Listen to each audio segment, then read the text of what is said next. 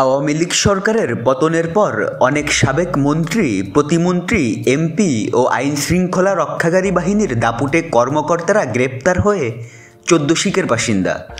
কদিন আগেও তুমুল ব্যস্ত মন্ত্রী এমপিরা এখন ২৪ ঘন্টা পার করছেন কারাগারে শুয়ে বসে ইবাদত বন্দেগীর মাধ্যমে।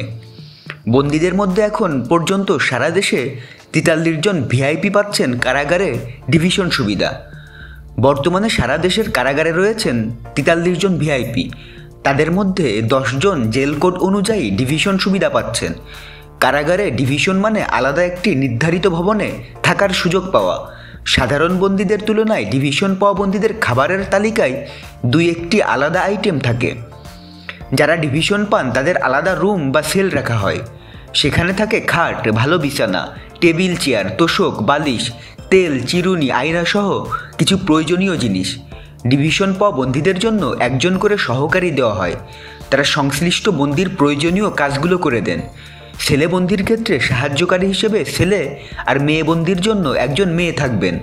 এছাড়া কারাগারের বাইরে থেকে স্বজনদের দেওয়া খাবার যাচাই বাছাই করে তাদের দেয় কারা কর্তৃপক্ষ। এছাড়া বন্দির চাহিদার পরিপ্রেক্ষিতে বইপত্র এবং ২-৩টি দৈনিক পত্রিকা পাবেন। সাধারণ বন্দীদের চেয়ে ডিভিশনপ্রাপ্ত বন্দির খাবারের মানও ভালো হয়ে থাকে। কারাসূত্র জানায় ৩ বেলা নিয়মমাফিক খাবার দেওয়া হচ্ছে বন্দীদের। ডিভিশন যারা পেয়েছেন তারা নিয়মিত নামাজ পড়া শুরু করেছেন, তবে বাড়তি কোনো খাবার খাওয়া বা কারাগারের ভিতরের মাঠে ঘোরাফেরা করার সুযোগ নেই।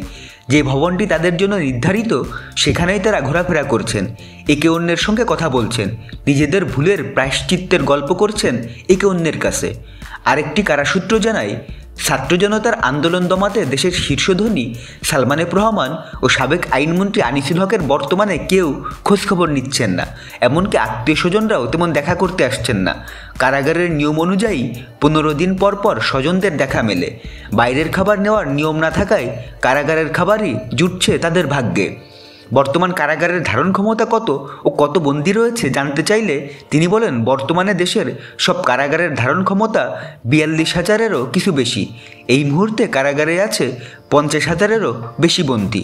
৫ আগস্টের পর এখন পর্যন্ত কারাগার থেকে সাধারণ মানুষসহ কতজন শীর্ষ সন্ত্রাসী ও জঙ্গি জামিনে বেরিয়েছেন জানতে চাইলে ডিআইজি প্রিজন বলেন, এরকম আলোচিত মোট ৪৩ জন বন্দী এখন পর্যন্ত কারাগার থেকে জামিন পেয়েছেন। তো বন্ধুরা, ভিডিওটি নিয়ে কোনো মন্তব্য থাকলে কমেন্টে জানান, আর আমাদের চ্যানেলে নতুন হলে সাবস্ক্রাইব করুন। ধন্যবাদ সবাইকে।